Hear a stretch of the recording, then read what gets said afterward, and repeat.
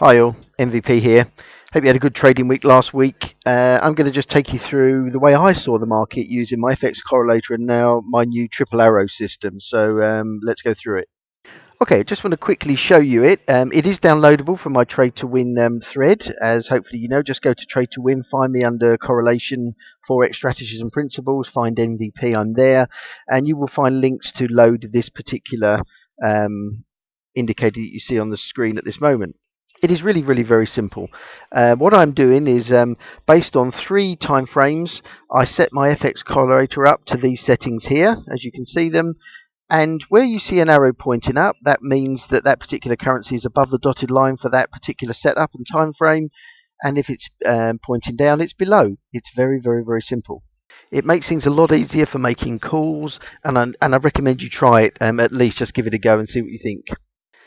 As you know then, what I try and do is integrate those kind of strategies where the arrows are all aligned, either up or down. I try and integrate that with what the Dow is doing, which is the US 30, which is what I call it, US 30, based on what MetaTrader shows, and I've got a chart up here. So we integrate those in as well and see where the correlations are and where, things are showing a very high propensity or a high potential to move the way we want them to.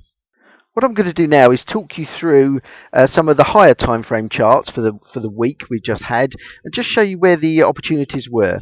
I'm going to focus on the 240-20, which is the 4-hour 20. I'm going to focus on the M60, which is a 1-hour on a 20. I'm not going to bother with these because these obviously move a little bit more rapidly than the other two, and I'm just going to show you more strategically where the 2 higher time frames are aligned, and usually that means that the lower time frame will be signifying you trades to make.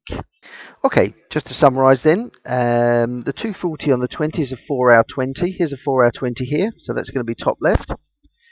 An M60-20 is a 1-hour 20. That's going to be this little chart here. Here's the 1 hour, and this is a 20 moving average FXcorrelator. I'm not going to show you this frame. Also, just to make things more interesting, I'm going to have a Dow up. That's the US 30 on MetaTrader 4. And I'm going to have 2 time frames on here. I'm going to have a 20 moving average here on a 1 hour, which will equate roughly to whatever's going on here, because this is a 20 as well, remember. And then I've just loaded an 80 moving average on, which is 4 times the 20, and that I'm going to use to replicate what the 4 hour will be showing for the 1 hour. So I'm trying to get them both on one chart. It's not exactly the same, because obviously the higher time frame is only based on 20 bars. That will be based on 80, but it's as good as damn it. So let's clear things away here and show you what actually happened in the week. We're all pretty much set up there now, ready to go. Just to say, I also have the tag team, the green dollar and the yellow yen highlighted here so we can see them more clearly. The others are not highlighted. You just have to read them by looking very closely at the chart. The grey line here is the drive line, or is the price line for the US 30, by the way. I don't use bars on this particular example. So just to summarize, what I'm actually looking for is I'm looking for my dollar and yen, both ideally below the dotted line on every chart. This chart, the 1 hour chart here, and obviously the 15-minute chart.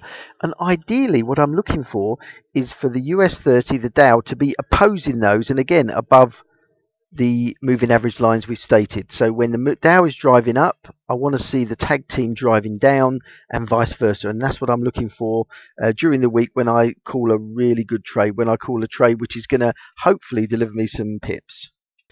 Okay, so Monday was really good actually. As you can see here, it was fairly buoyant, the Dow, and then it drove in through the night, big drive up through quite a lot of the day. Okay, so what I was looking for was opportunities to sell my tag team, and as you can see here on the 4 hour, it was certainly showing those opportunities, especially on the dollar through most of that day. And here's the 1 hour here. Just drag that up a little bit. Here's the 1 hour here, and again, as you can see, for most of the day the dollar was certainly available as sales, so that was quite good. That wasn't a bad day. What were you buying? Well, you were buying anything that was above line. The pound, the pound was not available. I mean, basically these 2 currencies, the euro and the Aussie dollar, were probably the most available for Monday by the look of it. Okay, then Towards the latter half of the day, the price came down, and it was a gradual price fall. I really, in all honesty, should not be looking for trades until this grey line gets below these two combination moving averages. So really, the next time I was looking for any potential trades was from about here, which was about 8 o'clock on Tuesday. And from there, as you can see, because this price was driving downwards and already driven down quite significantly, I was looking for the Dow to be falling, so I was looking to be buying the yen and the dollar. Sure enough, opportunities did start to arise here, as you can see, especially the dollar. The dollar really got into its stride there on the 4-hour on the Tuesday. It kind of was there on Tuesday on the 1-hour, and it did pick up nicely. So again, there were some opportunities there driving through, and as you can see, it's stayed down for quite a while. So again, I'll be looking to sell anything predominantly against the dollar here. And what was on offer? Well, funnily enough, the euro, the Swissy. What was actually up here at the time? Well, the euro and the Swissy. And again, they were actually selling much earlier than that. But hey, you take what you can at the time. So they were probably the trades on Tuesday. Tuesday was a little bit messy. As you can see, it then came back up above the two lines. And for the latter half of Tuesday, there were some, in theory, we were looking for any opportunities where, because the Dow had risen above those lines, we were looking to sell. The yen was below the line and below the line, but that was, I don't know, it was pretty ropey, and the dollar certainly wasn't on offer during that period. Okay, let's go into Wednesday. Now, Wednesday was fantastic. Look at the breach down here. So from the very early hours, pretty much through a lot of the day, through definitely into the late hours of London trading. Wow. Dow falls, which means you're looking for the guys, the tag team to go north. And boy, look at that on the 4-hour. They were north all day. They were north all day on the 1-hour. That was a great day for trading. Great day for trading Wednesday. What were we selling? Well, we were selling anything that was south of the border. We had the Swissy, the euro, and the Aussie dollar. The Aussie dollar was phenomenally great, as you can see. The Swissy faded out. Wasn't that much around actually, so it was probably more, looks like the Aussie dollar that day was the big superstar. In terms of the way I trade the system, it came back inside into the middle of these two moving averages into Thursday. So it wasn't until later on Thursday, about here, that was actually about 3 o'clock later on in the day, London trading time, that I was really interested again in thinking about buying, selling Dow, so thinking about buying the guys. And did Thursday bring anything? Well, they were actually below the line by this stage. They were pretty late on the 4-hour. They stayed below. It didn't really happen.